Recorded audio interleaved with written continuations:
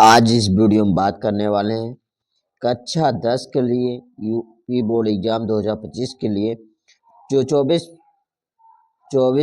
फरवरी से आप लोगों को जो पेपर स्टार्ट होने वाला है हिंदी का।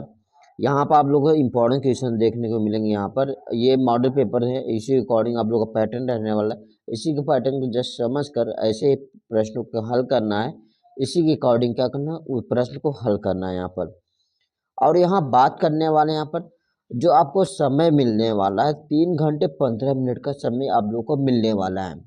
कितने घंटे का समय मिलना है? 3 घंटे 15 मिनट का आप लोगों को समय मिलने वाला है। और ये टोटल पूर्णांक जो रहने वाला 70 नंबर का रहने वाला है। यहाँ पर कितने नंबर पूर्णांक है? 70 नंबर का है। 70 नंबर के भी क्या है, 2 पार्ट है यहाँ पर। 70 नंबर के भी क्या है, 2 पार्ट है यहाँ पर। 20 नंबर का क्या रहेगा यहाँ पर?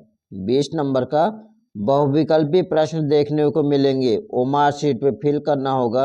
और साथ में आप लोग क्या करना है, 50 नंबर के वर्णात्मक प्रश्न रहेंगे, हल करना रहेगा, कॉपी पर लिखना पड़ेगा।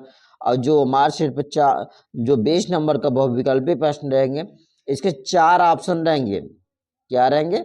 4 ऑप्शन रहेंगे। 3 ऑप्शन गलत रहेंगे, एक ऑप्शन सही रहेगा। उसे ओमार शीट पे ब्लैक पेन से उसे काला गोला को भरना पड़ेगा। वहां पर जो ऑप्शन सही रहेगा ABCD करके रहेगा ऑप्शन, उसे फिल करना होगा। वहां पर 20 से क्वेश्चन रहेंगे, वहां से आप लोग एक एक नंबर क्वेश्चन रहेगा।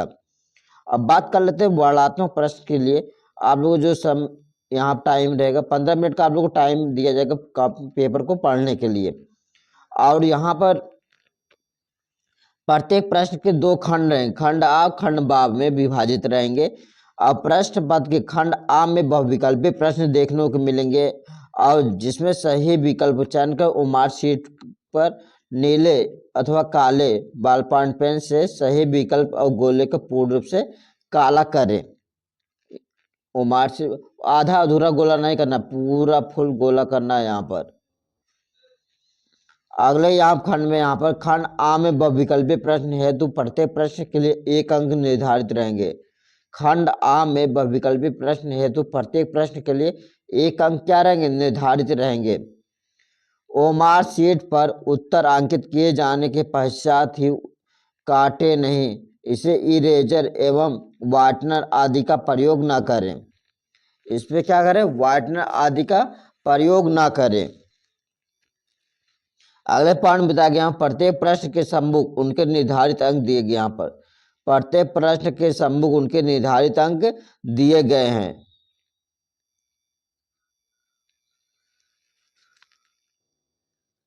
खंड आ की बात कर लेते हैं। यहाँ पर खंड आ, बाबू गुलाब राय किस युग के लेखक हैं? बाबू गुलाब राय किस युग के लेखक हैं? ये कितने नंबर क्वेश्चन यहाँ पर? 1 नंबर का क्वेश्चन यहाँ पर। टोटल कितने बहुविकल्पी प्रश्न हैं? 20 रहेंगे, वो मार्कशीट पे फिल करना होगा। यहाँ पर इसके 4 ऑप्शन दे। यहाँ पर इसके ऑप्शन है यहाँ पर भारतेंद्र युग, द्विवेदी युग, शुक्ल युग और यहाँ पर है शुक्लोत्तर युग।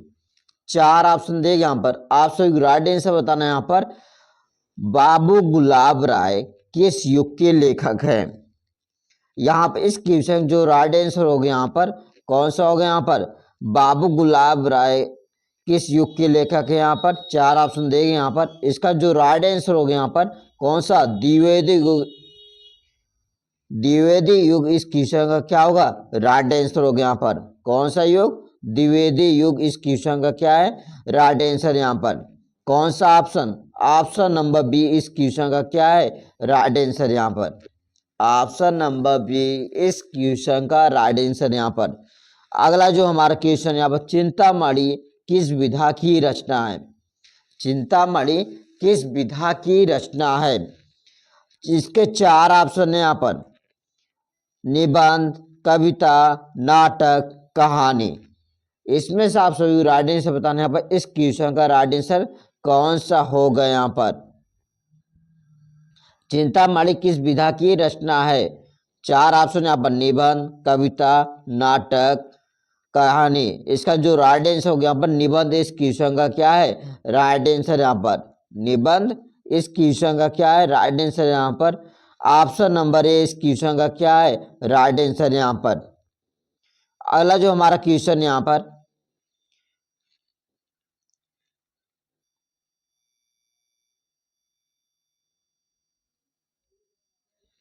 गबन किसकी रचना है? गबन किसकी रचना है?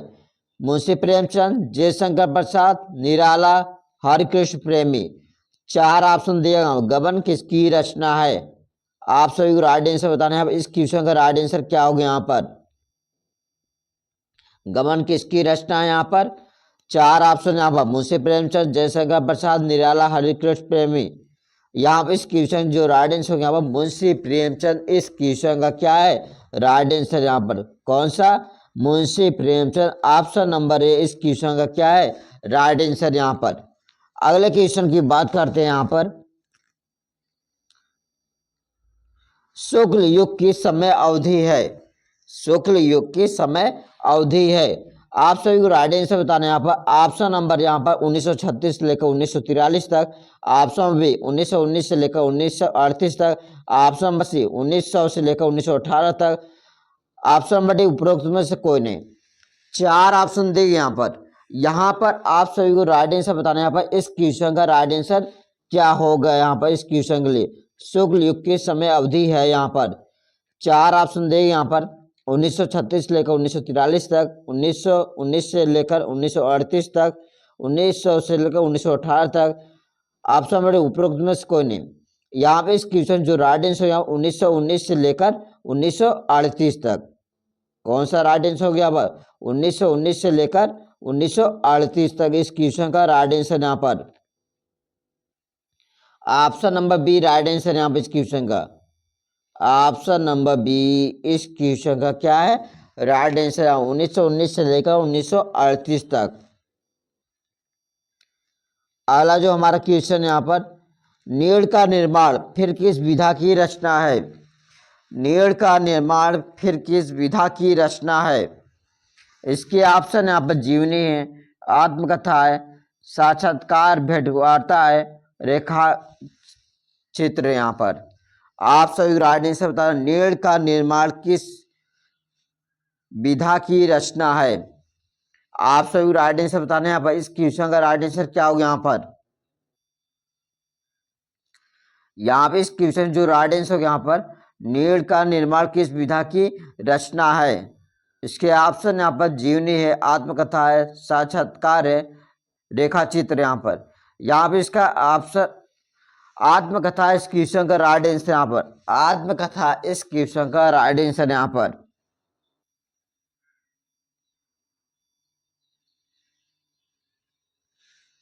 आत्मकथा इस क्वेश्चन का क्या है? Option number B right answer यहाँ पर। प्रिप्रवास किस युग की रचना है? प्रिप्रवास किस युग की रचना है? द्विवेदी युग, भारतीय युग, प्रगतिवादी युग, छायावादी युग। चार ऑप्शन देगा यहाँ पर। आप सभी राइट आंसर बताने यहाँ पर। प्रिप्रवास किस युग की रचना है? द्विवेदी युग, प्रगतिवादी युग, भारतीय युग, छायावादी युग। यहाँ पे इस क्वेश्चन जो राइट आंसर होगा यहाँ पर, इसका जो राइट आंसर यहाँ पर प्रिप्रवास के लिए यहाँ पर द्विवेदी युग, भारतीय युग, प्रगतिवादी युग, छायावादी युग। यहाँ पे इसका राइट आंसर होगा यहाँ पर द्विवेदी युग। इस क्वेश्चन का क्या होगा राइट आंसर होगा। इन सभी प्रश्नों को क्या करना, ओमार शीट पे चार ऑप्शन रहेंगे यहाँ पर, ए बी सी डी। गोला रहेगा, उस गोले में जो ऑप्शन सही रहेंगे चारों गोलों में से, उसे क्या करना पड़ेगा, ऐसे भरना पड़ेगा वहां पर ओमार शीट पर। अगला जो हमारा क्वेश्चन है यहाँ पर,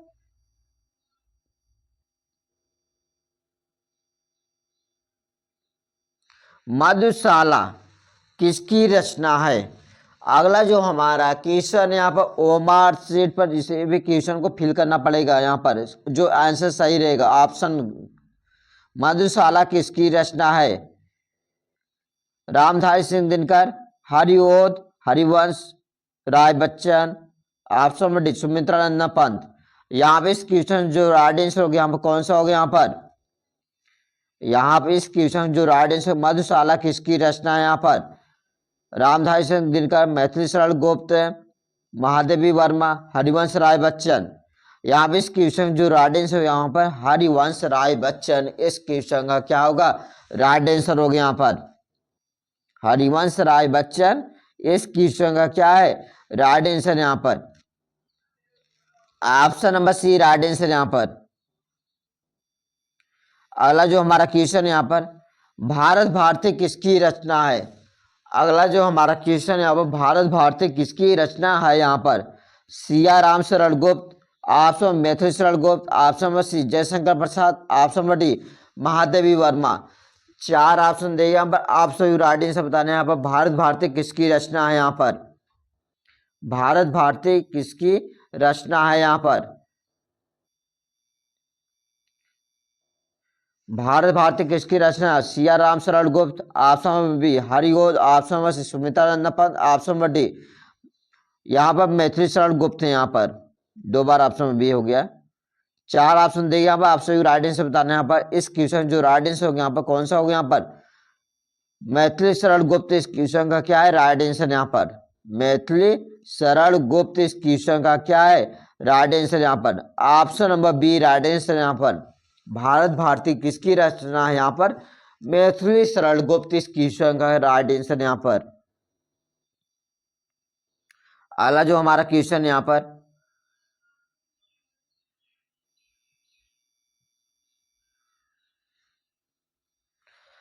आधुनिक काल कब से कब तक है? आधुनिक काल कब से कब तक है? इसके ऑप्शन यहाँ पर, सन 1843 से अब तक, ऑप्शन बी 1643 ईस्वी से 1843 तक, ऑप्शन नंबर सी 1918 से 1936 तक, ऑप्शन नंबर डी 1936 से लेकर 1943 तक। चार ऑप्शन देगा, आप सभी राइट आंसर बताने यहाँ पर। इस क्वेश्चन का राइट आंसर क्या हो सकता है यहाँ पर? यहाँ पर इस क्वेश्चन का आप सभी राइट आंसर बताना है। आधुनिक काल कब से कब तक है यहाँ पर? ऑप्शन नंबर यहाँ पर 1843 से अब तक, ऑप्शन बी यहाँ पर है 1643 ईस्वी से लेकर 1843 तक, ऑप्शन नंबर सी सन 1918 से लेकर 1936 तक, ऑप्शन नंबर डी 1936 से लेकर 1943 तक। यहाँ पे इस क्वेश्चन जो राइट आंसर यहाँ पर सन 1943 से अब तक, सन 1943 से लेकर अब तक। Option number A right answer यहाँ पर। इस क्वेश्चन का राइट आंसर यहाँ पर आधुनिक काल कब से कब तक है यहाँ पर? सन 1843 से अब तक इसका राइट आंसर यहाँ पर। अगला जो हमारा क्वेश्चन है यहाँ पर, मातीराम किस युग के कवि हैं? मातीराम किस युग के कवि हैं यहाँ पर? ऑप्शन नंबर यहाँ पर आधुनिक काल, ऑप्शन बी आदिकाल, ऑप्शन सी भक्ति काल, ऑप्शन नंबर डी रीत काल। चार ऑप्शन दिए यहाँ पर, आप सभी राइट आंसर बताना यहाँ पर। मातीराम किस युग के कवि यहाँ पर? चार ऑप्शन दिए यहाँ पर, इसका राइट आंसर आप सभी बताना यहाँ पर। इस क्वेश्चन का राइट आंसर क्या होगा यहाँ पर? यहाँ पे इस क्वेश्चन जो राइट आंसर होगा यहाँ पर कौन सा होगा यहाँ पर? मातीराम किस युग के कवि यहाँ पर? आधुनिक काल, आदिकाल, भक्ति काल, रीत काल। यहाँ पे इस क्वेश्चन जो राइट आंसर यहाँ पर रीत काल इस क्वेश्चन का क्या है राइट आंसर यहाँ पर? रीत काल इस क्वेश्चन का राइट आंसर यहाँ पर। अगला जो हमारा क्वेश्चन यहाँ पर, हास्य रस का स्थायी भाव है। हास्य रस का स्थायी भाव है, शोक है, रीति है, रति है, हास्य निर्वाद है। यहाँ पर आप सभी राइट आंसर बताना। हास्य रस का स्थायी भाव कौन सा है यहाँ पर? यहाँ पे इस क्वेश्चन जो राइट आंसर हो गया यहाँ पर कौन सा हो गया यहाँ पर? हास्य रस का स्थायी भाव शोक है, रति है, हास्य निर्वेद है यहाँ पर। यहाँ पे इस क्वेश्चन जो राइट आंसर हो गया यहाँ पर हास्य इसका राइट आंसर यहाँ पर। हास्य इस क्वेश्चन का क्या है राइट आंसर यहाँ पर। अगला जो हमारा क्वेश्चन यहाँ पर, सोहत ओढ़े पीत पट श्याम सलोने गात, मानो मानो नील मणि शैल पर अताए परसों काल। उपरोक्त पंक्तियों में से कौन सा अलंकार है यहाँ पर? अलंकार को बताना है यहाँ पे। इस क्वेश्चन में उपमा अलंकार है, उपेक्षा अलंकार है, रूपक अलंकार है, श्लेष अलंकार है। चार ऑप्शन दिए यहाँ पर, आप सभी राइट आंसर बताना है यहाँ पर। इस क्वेश्चन का राइट आंसर क्या हो गया यहाँ पर? यहाँ पे इस क्वेश्चन जो राइट आंसर हो गया यहाँ पर कौन सा? यहाँ चार अलंकार दिए गए यहाँ पर। यहाँ पे इसका राइट आंसर है उपेक्षा अलंकार। इस क्वेश्चन का राइट आंसर यहाँ पर कौन सा राइट आंसर यहाँ पर? उपेक्षा अलंकार। इस question option number B right answer यहाँ पर, उपेक्षा अलंकार। अगला जो हमारा क्वेश्चन यहाँ पर, रोला छंद में कुल कितने चरण होते हैं। रोला छंद में कुल कितने चरण होते हैं। ऑप्शन नंबर यहाँ 3 है, ऑप्शन नंबर बी यहाँ 2 है, ऑप्शन नंबर सी 4 है, ऑप्शन नंबर डी यहाँ 5 है। रोला छंद में कितने चरण होते हैं यहाँ पर। यहाँ पे इस क्वेश्चन जो राइट आंसर हो गया यहाँ पर, रोला छंद में कितने चरण होते हैं यहाँ पर कुल। रोला छंद में कितने चरण होते हैं, 3 होते हैं, 2 होते हैं, 4 होते हैं, 5 होते हैं। यहाँ पर इसका राइट आंसर हो गया यहाँ पर 4, इस क्वेश्चन का राइट आंसर यहाँ पर। अगला क्वेश्चन यहाँ पर, आकर्षण शब्द में किस उपसर्ग का प्रयोग किया जाता है। आकर्षण शब्द में किस उपसर्ग का प्रयोग किया जाता है यहाँ पर। बी है, मान है, अक है, आ है। आकर्षण शब्द में किस उपसर्ग का उपयोग किया जाता है यहाँ पर। यहाँ पे इस क्वेश्चन जो राइट आंसर यहाँ पर, आकर्षण शब्द में किस उपसर्ग का प्रयोग किया जाता है यहाँ पर। बी है, मान है, अक है, आ है। यहाँ पे इसका राइट आंसर हो गया यहाँ पर आ, इसका राइट आंसर यहाँ पर आ, इस क्वेश्चन का क्या है राइट आंसर यहाँ पर। अगला जो हमारा क्वेश्चन है यहाँ पर,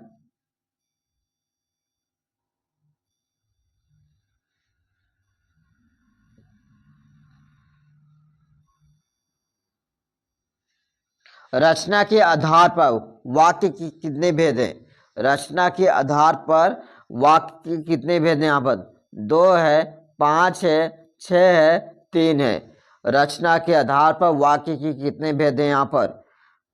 यहाँ पर आप सही राइट आंसर बताना है। यहाँ पर 15 क्वेश्चन नंबर का है। यहाँ पर रचना के आधार पर वाक्य कितने भेद, 2 है, 5 है, 6 है, 3 है। यहाँ पे इस क्वेश्चन जो राइट आंसर है यहाँ पर 3, इस क्वेश्चन का क्या है राइट आंसर यहाँ पर।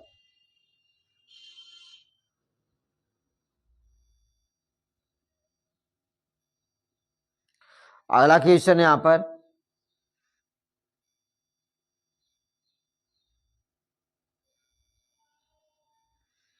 पीताम्बर में कौन सा समास है। पीताम्बर में कौन सा समास है। यहाँ पे इस क्वेश्चन में पीताम्बर में कौन सा समास है बताना। यहाँ पर इसके ऑप्शन है, कर्मधारक, द्वंद्व समास है, बहुव्रीहि समास है, तत्पुरुष समास है। यहाँ पे इसका राइट आंसर बहुव्रीहि समास, इस क्वेश्चन का क्या है राइट आंसर यहाँ पर। कौन सा राइट आंसर यहाँ पर, बहुव्रीहि समास, इस क्वेश्चन का क्या है राइट आंसर यहाँ पर। Option number C right answer यहाँ पे इस क्वेश्चन का। Option number C right answer यहाँ पर। जो ऑप्शन सही रहेगा वो मार्कशीट पे फिल करना होगा। यहाँ पर एक एक नंबर क्वेश्चन, यहाँ पर 16 नंबर क्वेश्चन कंप्लीट किए हैं। यहाँ पर आंसू का तत्सम रूप है। यहाँ पर आंसू का तत्सम रूप है। यहाँ पर 4 ऑप्शन दे। यहाँ पर आंसू है, आंसू रोना है, आंख है। यहाँ पे इस क्वेश्चन जो राइट आंसर यहाँ कौन सा हो गया। यहाँ पर आंसू का तत्सम रूप है। यहाँ पर आंसू, option number A right answer यहाँ पे इस क्वेश्चन का कौन सा है। ऑप्शन नंबर ए इस क्वेश्चन का राइट आंसर यहाँ पर। अगला जो हमारा क्वेश्चन है यहाँ पर, कृतवाच्य में किसकी प्रधानता होती है। कृतवाच्य में किसकी प्रधानता होती है। ऑप्शन नंबर यहाँ कर्ता की प्रधानता, ऑप्शन बी कर्म की प्रधानता, ऑप्शन नंबर सी भाव की प्रधानता, ऑप्शन नंबर डी इनमें से कोई नहीं। यहाँ पर आपसे राइट आंसर बताना। यहाँ पर कृतवाच्य में किसकी प्रधानता होती है। कृतवाच्य में किसकी प्रधानता होती है। यहाँ पर इसका राइट आंसर यहाँ पर कर्ता की प्रधानता होती है। कृतवाच्य में किसकी प्रधानता होती है, कर्ता की प्रधानता होती है। Option number A right answer यहाँ पे इस क्वेश्चन का। कृतवाच्य में किसकी प्रधानता होती है, कर्ता की प्रधानता होती है। अगला जो हमारा क्वेश्चन है यहाँ पर, ताभ्य शब्द में वचन एक विभक्ति है।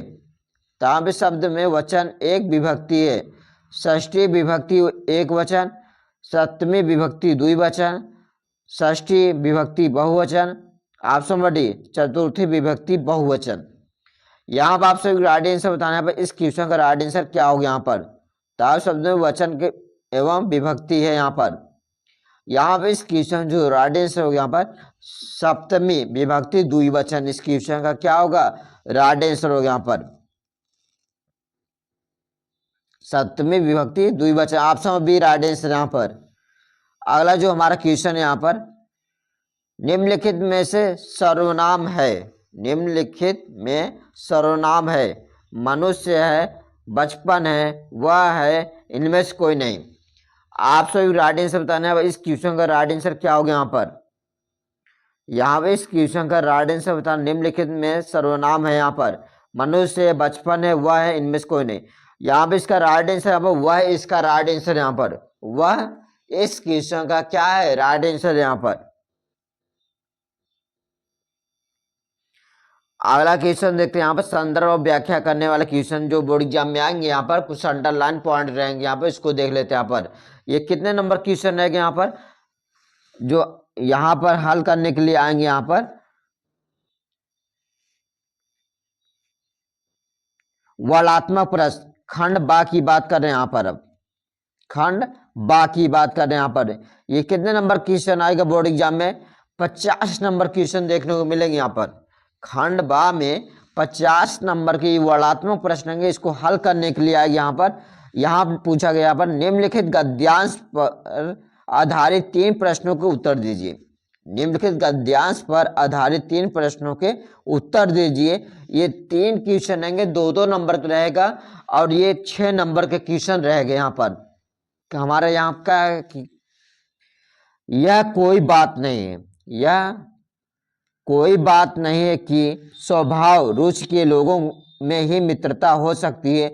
समाज में विभिन्नता को देखकर लोग एक दूसरे की ओर आकर्षित होते हैं। जो गुण हम में नहीं है, हम चाहते हैं कोई ऐसा मित्र मिले जिसमें वह गुण हो, चिंताशील हो। मनुष्य प्रफुल्लित चिंता के साथ ढूंढता है, निर्भर, बली और धीर, उत्साही का उच्च आकांक्षा वाला चंद्रगुप्त उपाय के लिए चाणक्य का मुंह ताकता था। नीति विदेशा अकबर मन बहलाने के लिए बीरबल की ओर देखता था। यहाँ पर बीरबल की ओर देखता था। यहाँ पर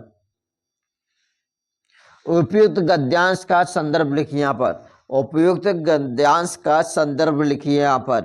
यहाँ पर दूसरे पार्ट में क्या बता, ये भी 2-2 नंबर क्वेश्चन। यहाँ पर गद्यांश के रेखांकित अंश की व्याख्या कीजिए। थर्ड पॉइंट भी यहाँ पर है, लेखक के अनुसार समाज में विभिन्नता देखकर लोग एक दूसरे की ओर क्यों आकर्षित होते हैं। यहाँ पर लेखक के अनुसार समाज में विभिन्नता देखकर लोग एक दूसरे की ओर आकर्षित होते हैं। यहाँ देखो 3 क्वेश्चन पूछे गए हैं, इसी कहानी में से क्या करना है, आप सभी को बताना है। यहाँ पर 6 नंबर के क्वेश्चन है, यहाँ पर 2-2 नंबर क्वेश्चन है। यहाँ पर इसको देखते हैं, यहाँ पर इसको हल यहाँ देखते हैं। यहाँ पर क्वेश्चन का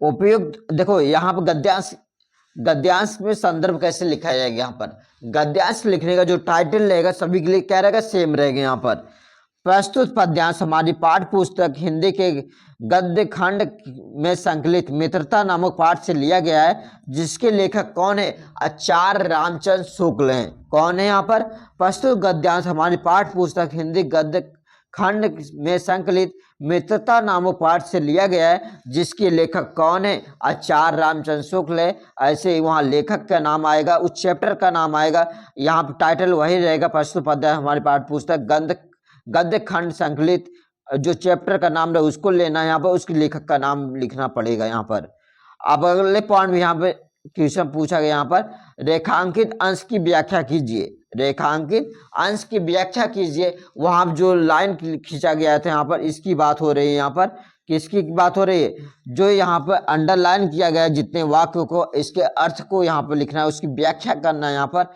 अब उसी को क्या करना है, अपने रूप में समझ कर उसका उत्तर देना है। यहाँ पर इसमें क्या करना है, दूसरे क्वेश्चन का, परस्पर मित्रता हो सकती है, परंतु ऐसा नहीं है कि विपरीत स्वभाव और विपरीत रुचि रखने वाले में ही घनिष्ठ मित्रता हो सकती है। लोग विभिन्नता को देखकर परस्पर आकर्षित होते हैं।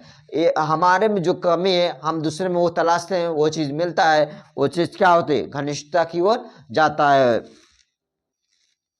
तीसरा यहाँ क्वेश्चन, यहाँ पर तीसरा जो टॉपिक है यहाँ पर 2 नंबर के यहाँ पर है, लेखक के अनुसार समाज में विभिन्नता देखकर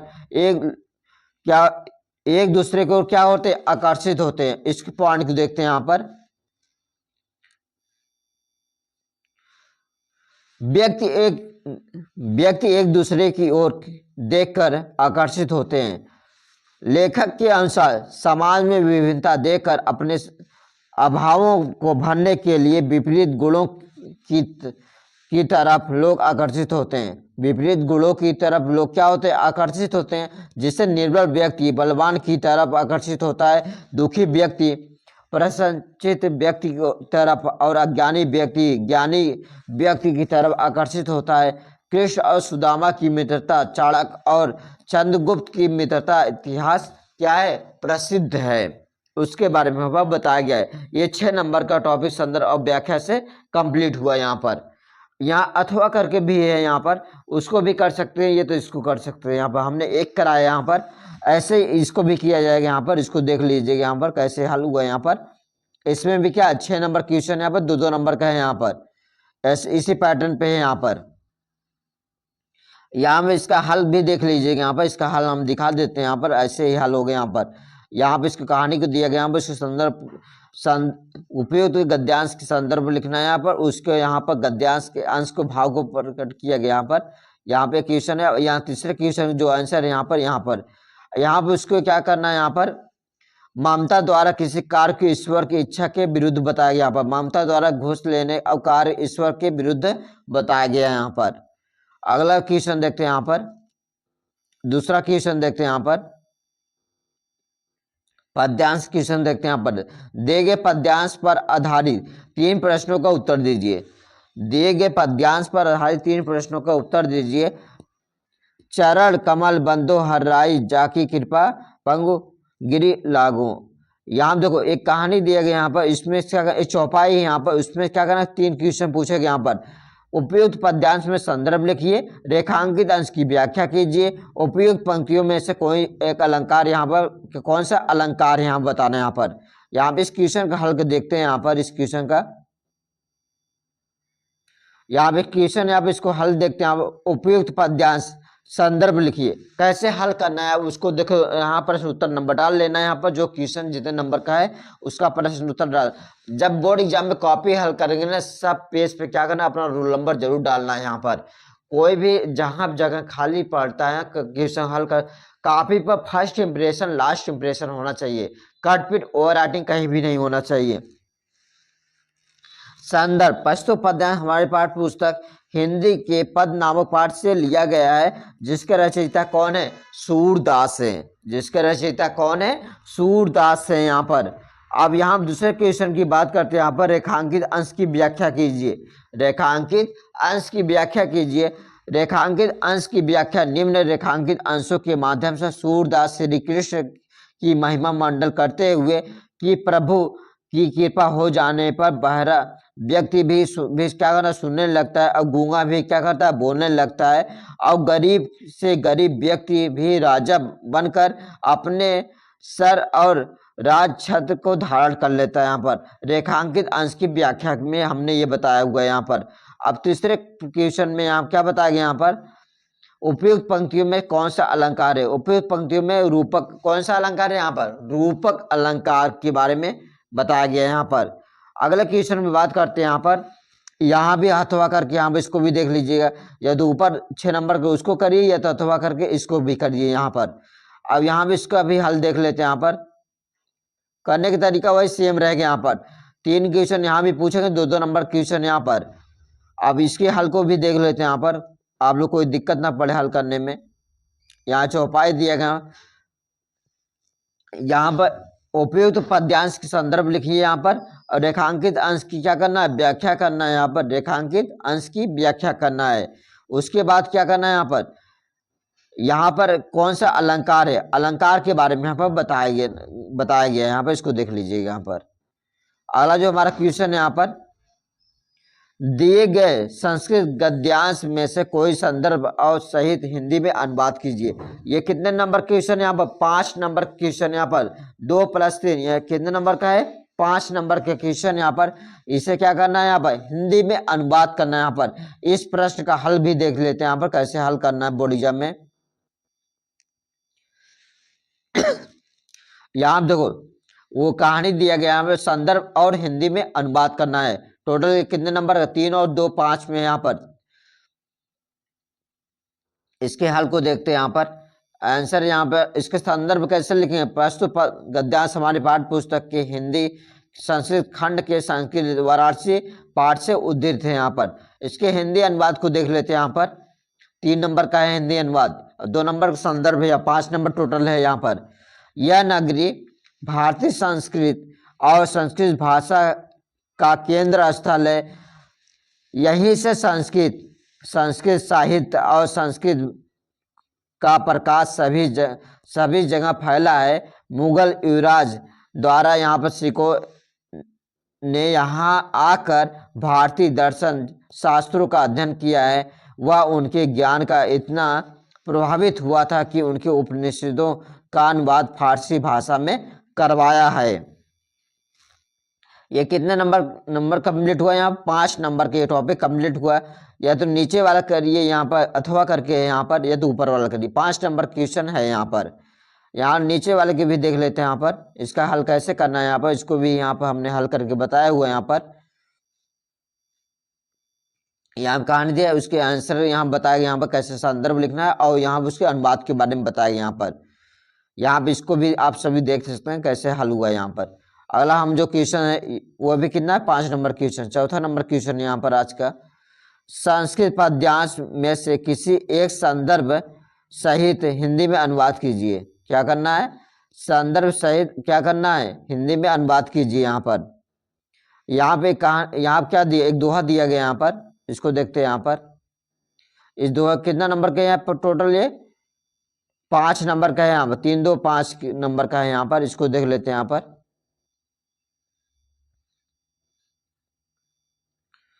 यहाँ भी क्या करना है, उस दोहे को संदर्भ लिखना है। प्रस्तुत पद्यांश हमारी पाठ्य पुस्तक हिंदी के संस्कृत खंड के जीवन सूत्रादि नामक पाठ से उद्धृत है। यहाँ पर और साथ में उसकी व्याख्या की बात करते हैं। यहाँ पर व्याख्या यहाँ पर नीचे दिया गया है। अहंकार को छोड़ने पर व्यक्ति सबको प्रिय बन जाता है। क्रोध को त्यागने पर उसे शोक नहीं होता। इच्छाओं को छोड़ने पर अर्थवान धनवान हो जाता है और लोभ को त्यागने पर भी सुखी हो जाता है। यहाँ पर उसके बारे में यहाँ पर बताया गया है। यहाँ पर और अगला जो ये अथवा करके यहाँ पे इसको भी आंसर देख लेते हैं। यहाँ पे इसको कैसे हल करना है। यहाँ पे संदर्भ और व्याख्या कैसे करना है यहाँ पर क्वेश्चन का। यहाँ पे इसको भी संदर्भ और व्याख्या करना है यहाँ पे इस क्वेश्चन का। यहाँ पे इसको देखो हिंदी अनुवाद है। यहाँ पर शांति हो पृथ्वी गमन में और जल में स्वर्ग में शांति हो वनस्पति और औषधि वर्ग में शांति हो, संसार में सब देव में हो ब्रह्म में और शांति का अनुभव करें और हम तुष्ट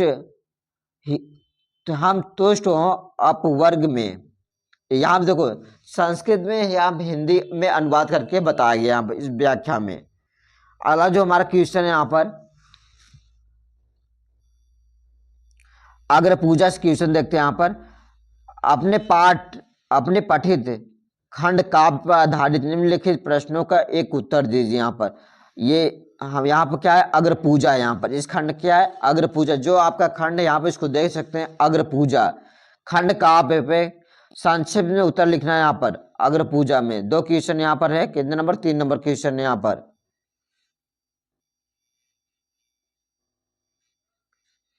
अग्र पूजा जहाँ क्वेश्चन देखते हैं यहाँ पर, अग्र पूजा खंड काव्य की कथा वस्तु संक्षेप में लिखी है। यहाँ पर इसको देखते हैं।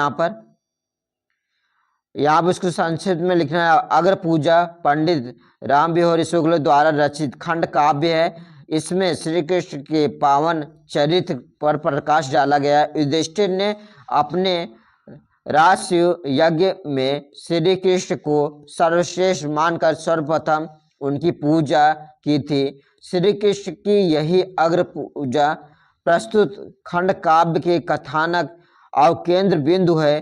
इसी अग्र पूजा में खंड काव्य के प्रमुख नायक श्री कृष्ण के सहनायक युधिष्ठिर के चरित्र की उज्ज्वलता एवं प्रतिनायक शिशुपाल के चरित्र और यहाँ पर एक कलश निहित है। कवि ने इसके आधार पर इस खंड काव्य के कथानक 6 सर्ग में विभक्त है। यहाँ पर ये कितने नंबर क्वेश्चन है? यहाँ पर ये टोटल 3 नंबर क्वेश्चन है। यहाँ पर दूसरे क्वेश्चन में क्या पूछा गया? यहाँ पर अगर पूजा खंड काव्य आधारित युधिष्ठिर का चरित्र अंकन करना है। यहाँ पर युधिष्ठिर का चरित्र अंकन करना है। यहाँ पर इसको देख लेते हैं। यहाँ पे इसके पूरे विस्तार में यहाँ पे उसका वर्णन किया गया है। यहाँ पर इसको आप देख लीजिएगा। यहाँ पर पूरा पॉइंट पॉइंट यहाँ पे इसको बताया गया है। ज़्यादा वीडियो लंबा नहीं करना है। यहाँ पर आप लोग यहाँ देखिए कैसे क्वेश्चन हल हुआ है। यहाँ पर पॉइंट पॉइंट जब भी क्वेश्चन हल करेंगे ना, पॉइंट पॉइंट जितना पूछा गया उसका सटीक आंसर देने की कोशिश कीजिएगा। यहाँ पर सटीक आंसर देंगे, वहाँ से क्या होगा, आपके नंबर भी पूरे मिलेंगे। यहाँ पर 3 नंबर क्वेश्चन है। यहाँ पर अगला क्वेश्चन देखते हैं। यहाँ पर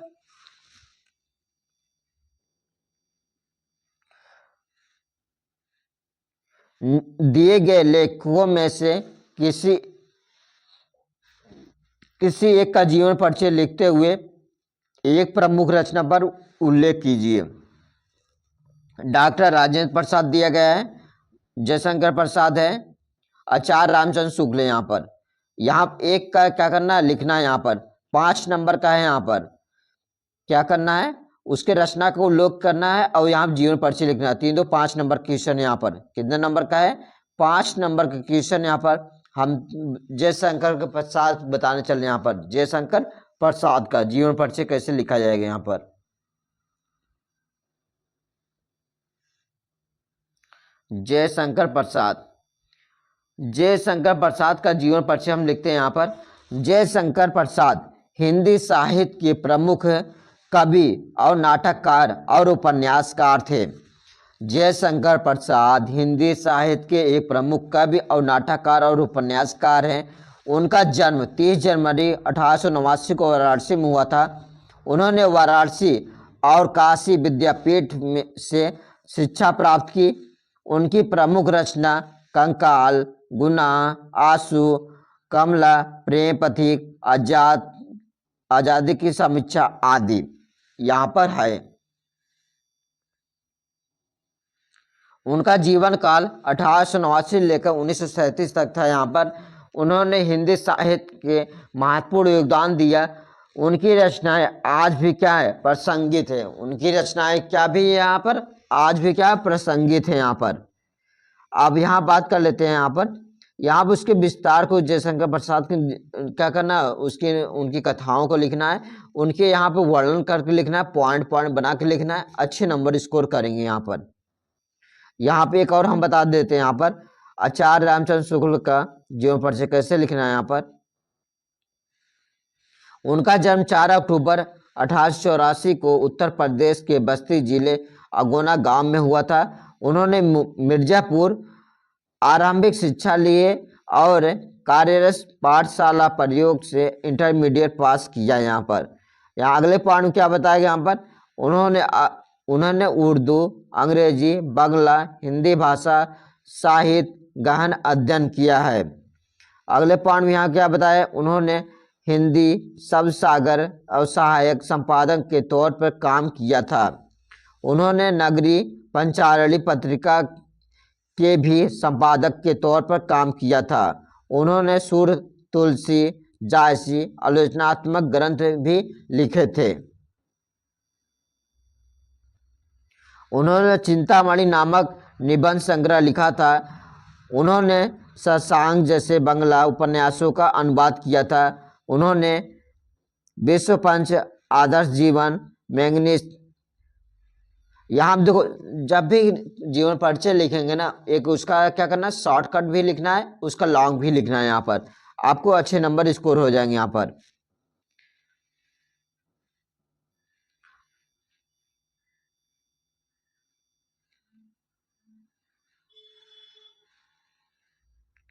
अगला क्वेश्चन देखते हैं। यहाँ पर दिए गए कवियों में से किसी एक का जीवन परिचय और प्रमुख उनके रचना क्या करना, उल्लेख करना है। ये भी क्या है, 5 नंबर क्वेश्चन है। यहाँ पर क्या है, 5 नंबर। गोस्वामी तुलसीदास, सुमित्रानंद पद, महाकवि सूरदास है। यहाँ पर अब इसका देख लेते हैं। यहाँ पर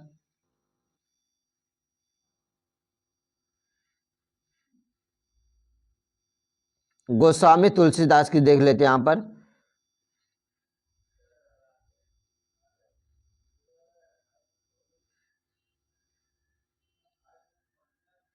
गोस्वामी तुलसीदास एक महान कवि और संत थे जिनका जन्म 1532 में उत्तर प्रदेश के बांदा जिले के राजापुर गांव में हुआ था। उन्होंने रामचरितमानस और हनुमान चालीसा जैसी विश्व प्रसिद्ध रचना की थी।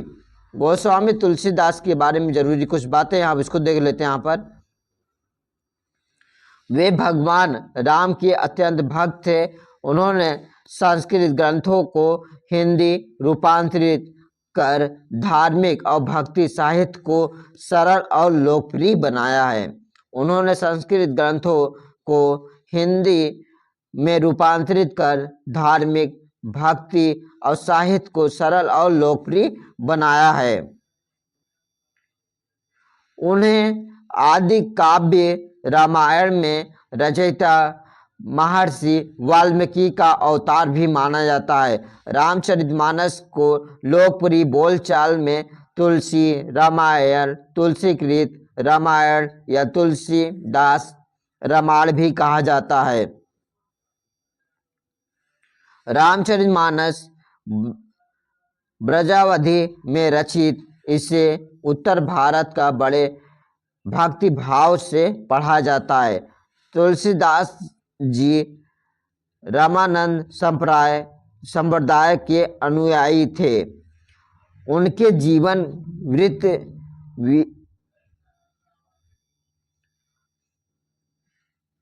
अगला जो हमारा क्वेश्चन है यहाँ पर देख लेते हैं आप इसको भी। ये 5 नंबर क्वेश्चन था यहाँ पर।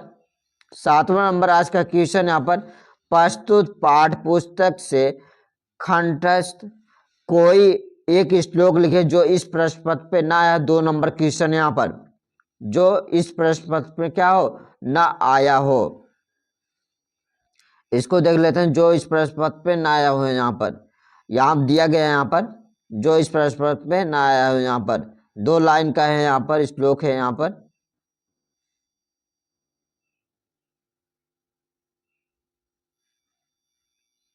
यहाँ 2 लाइन का है, यहाँ पर इसको लिख सकते हैं। यहाँ पर यहाँ 2 नंबर मिल जाएगा। संस्कृत में लिखना है यहाँ पर। अगला जो हमारा क्वेश्चन है यहाँ पर, निम्नलिखित में से किन्हीं 2 प्रश्नों का उत्तर संस्कृत में दीजिए। किन्हीं 2 प्रश्नों का उत्तर संस्कृत में दे। 1 नंबर क्वेश्चन है, 2 नंबर क्वेश्चन है यहाँ पर। इसको भी देख लेते हैं यहाँ पर।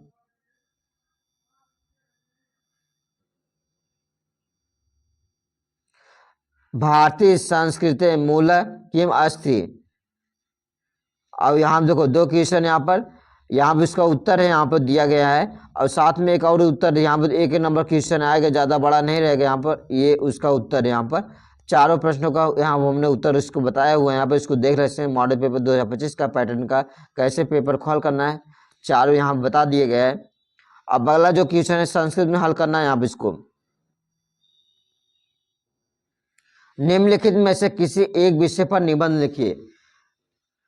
निम्नलिखित में से किसी एक पर विषय पर निबंध लिखना है। यहाँ पर पर्यावरण पर लिखिए, चाहे आतंकवाद पर लिखिए, जनसंख्या पर लिखिए, चाहे नारी सशक्तिकरण पर लिखिए। 7 नंबर क्वेश्चन है यहाँ पर। कितने नंबर का है? 7 नंबर क्वेश्चन यहाँ पर। इसको देख लेते हैं यहाँ पर कैसे हल करना है। यहाँ पर पहले बात कर लेते हैं पर्यावरण पे। पर्यावरण पर, पर्यावरण का शाब्दिक अर्थ होता है चारों ओर वातावरण जिसमें हम सांस लेते हैं, जिसके अंतर्गत वायु, जल, धरती, ध्वनि आदि से युक्त पूरा प्राकृतिक वातावरण आ जाता है। प्रदूषण के कारण में देख लेते हैं। आज हमारी सबसे बड़ी समस्या यही है कि पर्यावरण से हमारी जीवन फलता है, वही प्रदूषित होता जा रहा है। इसका सबसे बड़ा कारण है अंधाधुंध वैज्ञानिक प्रगति। अधिक उत्पादन की होड़ में हमने अत्यधिक कल कारखाने लगा दिए। उनके द्वारा उत्पादित रासायनिक कारण गंदा जल और मशीनों से उत्पन्न शोर हमारे पर्यावरण के लिए क्या है, खतरा बन गए हैं। परमाणु ऊर्जा के प्रयोग ने आकाश में व्याप्त ओजोन गैस परत को क्या करता है, छेद कर दिया है। यहाँ पर प्रदूषण बढ़ने पर प्रदूषण बढ़ने का दूसरा बड़ा कारण है जनसंख्या विस्फोट। अत्यधिक जनसंख्या को अन्य जल स्थल देने के लिए वनों का काटना आवश्यक हो गया है। इससे भी पर्यावरण का संतुलन बिगड़ा है। इससे भी क्या है, पर्यावरण क्या हुआ है, संतुलन बिगड़ा हुआ है। यहाँ पर प्रदूषण के प्रकार, प्रदूषण के अनेक प्रकार हैं। उनमें कुछ मुख्य प्रदूषण इस प्रकार है। यहाँ पर कुछ प्रदूषण इस प्रकार है। यहाँ पर वायु प्रदूषण। आज महानगरों की वायु पूरी तरह से क्या है, प्रदूषित हो चुकी है। यहाँ पर तेल से चलने वाले वाहनों और बड़े उद्योगों के कारण वायु में विषैले तत्व घुल गए हैं। इसके कारण अनेक असाध्य रोग उत्पन्न होने लगे हैं। जल प्रदूषण की बात कर लेते हैं। फैक्ट्रियों से निकले दूषित कचरे के कारण न केवल नदी नाले प्रदूषित हुए हैं, बल्कि भूमिगत जल भी क्या हो रहे हैं, दूषित होने लगे हैं। जिन क्षेत्रों में फैक्ट्रियां अधिक हैं वहां प्राय धरती लाल और काला जैसे जल बाहर निकलता है।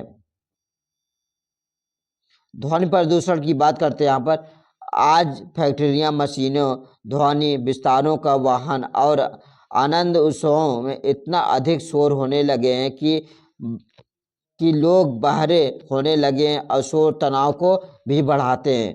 प्रदूषण के निवारण की बात करते हैं। यहाँ पर प्रदूषण की रोकथाम और उपाय लोगों के हाथ में है। हरियाली को बढ़ावा देना, वृक्ष उगाना, प्रदूषित जल और मल का उचित संसाधन करना, शोर पर नियंत्रण करना, ये उपाय सरकार और जनता दोनों को अपनाना चाहिए। हर व्यक्ति इन प्रदूषणों को रोकने की ठान ले, तभी इसका निवारण क्या है, संभव है।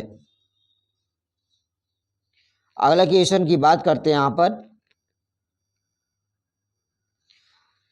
अपनी विशेष रुचियों का उल्लेख करते हुए अपने मित्र को एक पत्र लिखिए। कितने नंबर क्वेश्चन है यहाँ पर, 4 नंबर क्वेश्चन है। या तो ऊपर करिए या नीचे करिए अथवा करके यहाँ पर इसको देख लेते हैं। यहाँ पर 4 नंबर क्वेश्चन है। यहाँ देखो निबंध के लिए यहाँ पे एक और हमने बताया हुआ है कैसे लिखना है, पॉइंट पॉइंट।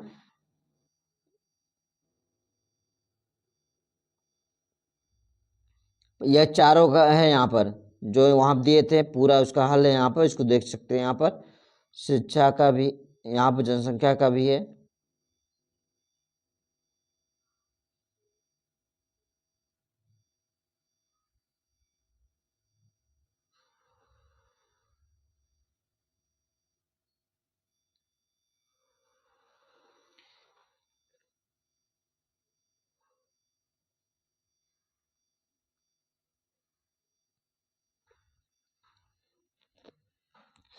यहाँ क्या करना है, एक अपने मित्र को पत्र लिखना है। यहाँ पर सेवा में जो आपको पढ़ाना चाह रहे हैं यहाँ पर उसको लिख सकते हैं यहाँ पर। फिर उसका विषय डालना है अपने, आप उसके बाद सबने निवेदन का अपने इस टॉपिक को ऐड करना है। यहाँ पर टॉपिक ऐड को अपने नीचे क्या करना है, यहाँ पर अपने नाम की जगह क्या करना है, XYZ का इस्तेमाल करना है यहाँ पर। और यहाँ पर दिनांक डाल सकते हैं। यहाँ पर आपका जो वहाँ पर विषय को जरूर डालेंगे वहाँ पर। और इसके साथ में आप लिखने का तरीका मालूम होगा, पत्र लिखना आम भाषा में लिख सकते हो यहाँ पे हिंदी में, और कम लिखा और विशेष जरूर डालना है यहाँ पर। ठीक है, आज हमने इस सेशन में हमने मॉडल पेपर 2025 को हल करने का पैटर्न को बताया। हाँ, साथ में आप लोग बोर्ड एग्जाम में जो कॉपी हल होंगे काफ़ी साफ सुथरी क्लीन होना चाहिए। कट पिट ओवर राइटिंग कहीं भी नहीं होनी चाहिए। इन बातों को क्या करना, अच्छे से ध्यान देना अपने नंबर को बेहतर करने के लिए। और काफी पर फर्स्ट इम्प्रेशन लास्ट इम्प्रेशन में कोई भी टॉपिक लिखने ना पॉइंट साइड में नंबर बनाते हुए जाइए। यहाँ पर कोई भी परिभाषा लिखिए, डिफिनेशन लिखिए, करिए क्वेश्चन को, साथ में पॉइंट पॉइंट सटीक आंसर देने की कोशिश कीजिएगा, जिससे आप लोगों का क्या होगा, नंबर और अच्छे से स्कोर हो सके। और कट पिट ओवर राइटिंग नहीं होनी चाहिए कॉपी पर। और अंडरलाइन बनाइए, कुछ पॉइंट बनाइए और वहाँ पर विस्तार तरीके से लिखिए, मैं पॉइंट पॉइंट बनाने की कोशिश, छोटी डिफिनीशन लिखिए, पॉइंट पॉइंट बना के लिखिए और आपका नंबर क्या होगा, अच्छे नंबर स्कोर होंगे। कॉपी पर फर्स्ट इंप्रेशन लास्ट इंप्रेशन होना चाहिए, कॉपी पर हर आपका टारगेट होना चाहिए, दूसरे तीसरे पेज पर आपका रोल नंबर जरूर पढ़ना चाहिए, आपका पेज ना निकलने पाए। अगर पेज निकले, कोई यहाँ पर गिर जाए, आपको पता चले इस रोल नंबर का एक ये पेज गिरा हुआ है। और हर पेज पे आपकी कोशिश होनी चाहिए नंबर पढ़ने चाहिए, रोल नंबर आपका जो है जरूर डालना है बोर्ड एग्जाम में। ठीक है, आज सेशन हम यहीं समाप्त करते हैं। थैंक यू, जय हिंद।